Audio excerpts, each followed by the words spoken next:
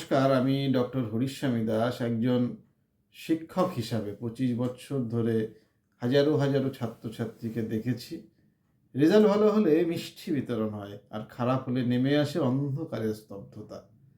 কিন্তু কখনো কি ভেবে দেখেছেন যে ছেলেটি বা মেয়েটি ডবলই পাচ্ছে, সে কি আসলেও বাস্তব জীবনের লড়াইয়ের জন্য তৈরি? আজকের ছাত্রছাত্রীদের জন্য নয়, বরং বিশেষ করে অভিভাবকদের জন্য। আজ আমরা কথা বলবো স্মার্ট প্যারেন্টিং নিয়ে। দেখুন, আমাদের সমাজে একটা ধারণা আছে যে বেশি নম্বর মানে বেশি মেধাবী। একটা ইঁদুর দৌড়ে সকলে লিপ্ত হয়েছে যে যত বেশি নম্বর পাবে সে তত মেধাবী। এই ধারণাটা কি ঠিক? বইয়ের বিদ্যা আর জীবনবোধের মধ্যে কিভাবে তফাৎ তৈরি হয়? অনেক সময় দেখা যায় ডবল এ পাওয়া ছাত্রটিও সাধারণ একটি সমস্যার সমাধান করতে হিমশিম খাচ্ছে। কারণ কি? মানসিক চাপ।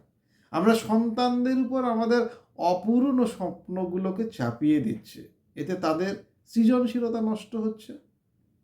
আপনার সন্তান কি কেবল পরীক্ষার জন্য পড়ছে, নাকি শেখার জন্য? সমাধানের পথ কি? একবিংশ শতাব্দীর প্রয়োজনীয় দক্ষতাগুলো কি? দেখুন, আগামী 10 বছর পরে পৃথিবীটা পুরোপুরি বদলে যাবে। তখন শুধুমাত্র একটি সার্টিফিকেটের দাম আজকের মতো আর থাকবে না। স্মার্ট প্যারেন্টিংয়ের ক্ষেত্রে আপনাকে নজর দিতে হবে 4টি সি এর উপর। হ্যাঁ, 4টি সি। 1 নম্বর হচ্ছে ক্রিটিক্যাল থিঙ্কিং, বিশ্লেষণাত্মক ক্ষমতা।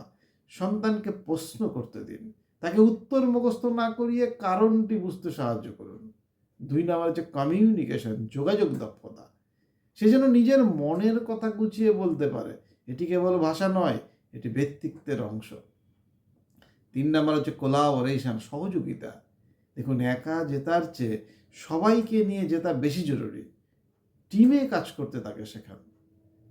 4 নম্বর হচ্ছে ক্রিয়েটিভিটি, সৃজনশীলতা। তাকে ছবি আঁকতে দিন, কোডিং করতে দিন, আবৃত্তি করতে দিন, বাগান করতে দিন, আউট অফ দ্য বক্স চিন্তা করতে দিন। অভিভাবক হিসাবে আপনি আজ থেকেই 3টি কাজ করতে শুরু করতে পারেন। কি 3টি কাজ? দেখুন, তুলনা করা বন্ধ করতে হবে। পাশের বাড়ির বা আত্মীয়ের ছেলেটির রেজাল্টের সঙ্গে নিজের সন্তানের তুলনা করা তার আত্মবিশ্বাসকে তলিয়ে দেয়। আরেকটি কাজ, ব্যর্থতাকে উদযাপন করুন। হ্যাঁ, ঠিকই শুনলেন, ব্যর্থতাকে উদযাপন করুন। সন্তানকে কোনো কাজে ব্যর্থ হলে তাকে বকাঝকা না করে বলুন, তুমি এখান থেকে কি শিখলে? ব্যর্থতাই সাফল্যের সবথেকে বড় শিক্ষক। আরেকটি হচ্ছে স্কিল ডেভেলপমেন্টে জোর দিন। বর্তমান যুগে টেকনিক্যাল নলেজ, ফাইন্যান্সিয়াল লিটারেসি এবং ইমোশনাল ইন্টেলিজেন্সের মতন বিষয়গুলি ডবল এ পাওয়ার থেকেও বেশি দামি। মনে রাখবেন, আপনার সন্তান একটি ছোট্ট চারা গাছ। তাকে টেনে লম্বা করা যায় না। শুধু তার চারপাশের পরিবেশটাকে সুন্দর করে যদি রাখা যায়, যাতে সে নিজের মতন করে বেড়ে উঠতে পারে, তাকে একজন ভালো রেজাল্টদারি নয়, বরং একজন ভালো মানুষ এবং সুদক্ষ নাগরিক হিসাবে গড়ে তুলুন। আজকের এই আলোচনা আপনার কেমন লাগলো?